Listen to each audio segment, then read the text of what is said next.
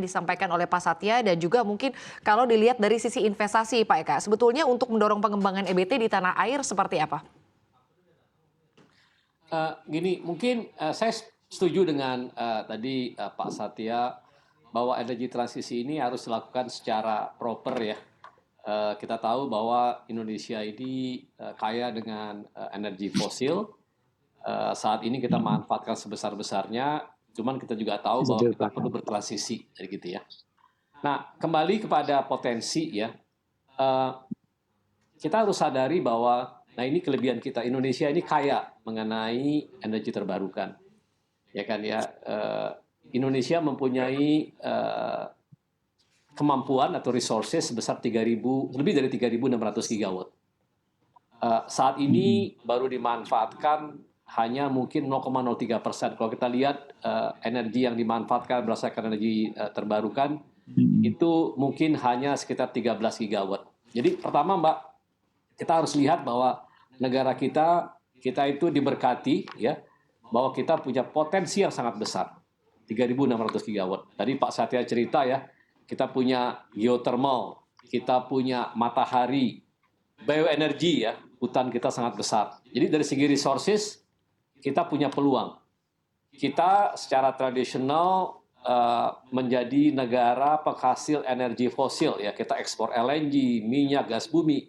Ke depan kita bisa menjadi negara pengekspor atau yang memproduksi energi bersih.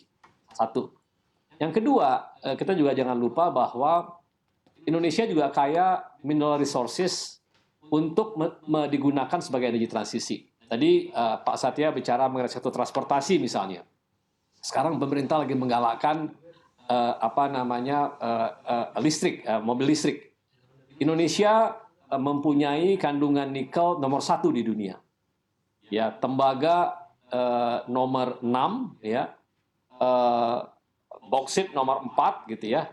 Yang nantinya tentunya bisa dimanfaatkan untuk membantu energi transisi ini yang tadinya dari fossil fuel ke yang lebih base kepada transportasi yang lebih ramah lingkungan gitu ya. Itu sebabnya pemerintah mendorong hilirisasi, bagaimana kita memanfaatkan ya hasil alam ini dipergunakan untuk ekonomi bersih, ekonomi green. Nah, yang tak kalah pentingnya, nah ini faktor yang lain yang kita miliki, bahwa Indonesia ini dikenal sebagai paru-paru dunia. Ya kan ya, hutan tropis kita terbesar nomor 3 di dunia. Dan tidak hanya itu, tadi Pak Satya bicara mengenai carbon capture ya, CCS. Indonesia dikenal di region ini sebagai pemegang depleted reservoir yang bisa digunakan untuk menyimpan CO2 dan juga salinasi yang bisa menyimpan CO2 yang sangat besar.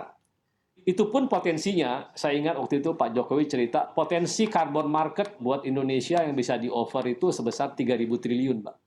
Jadi sebenarnya saya lebih melihat ini sebagai potensi, ya kan ya. Tadi saya sebutkan ada resources, ada critical minerals, bahwa Indonesia bisa menjual carbon storage-nya.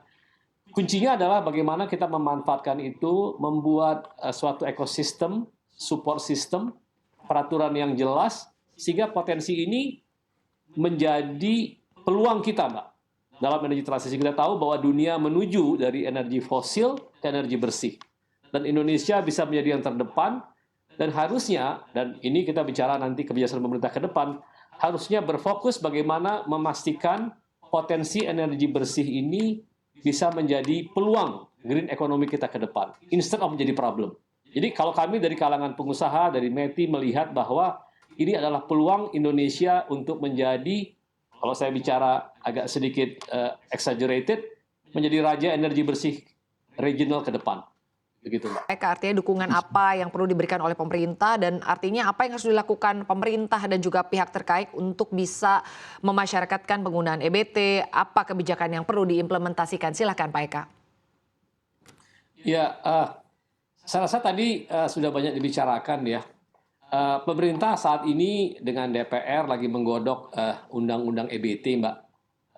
Kita semua menunggu ya undang-undang itu. Kita tahu bahwa minyak dan gas itu ada undang-undangnya, ya pertambangan ada, terus juga kelistrikan ada. Jadi tentunya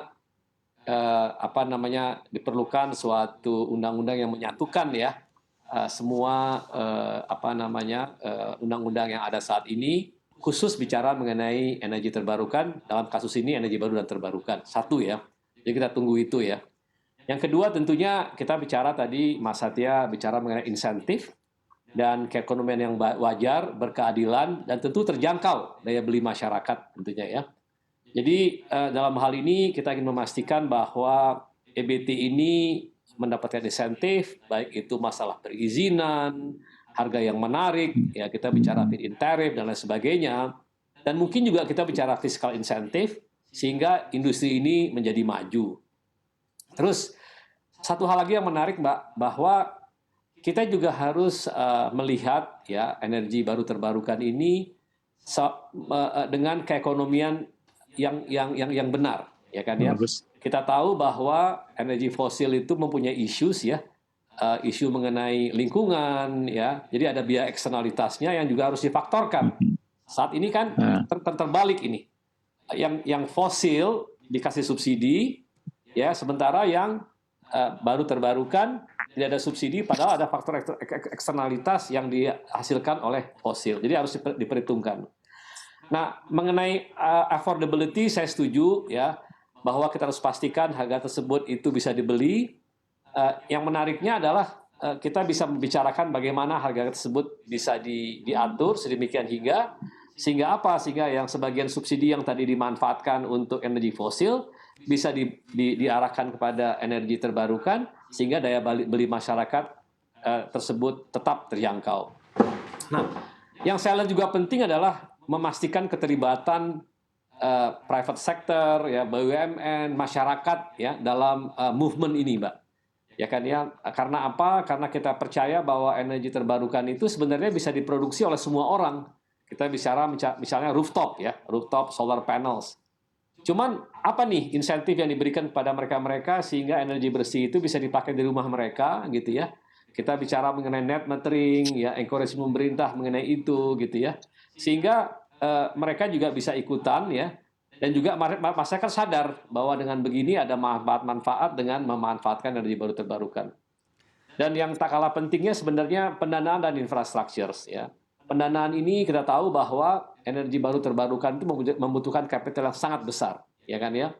Jadi harus dipikirkan Mbak, bagaimana sektor pembiayaannya. Apakah APBN? Kami yakin APBN itu pasti tidak cukup.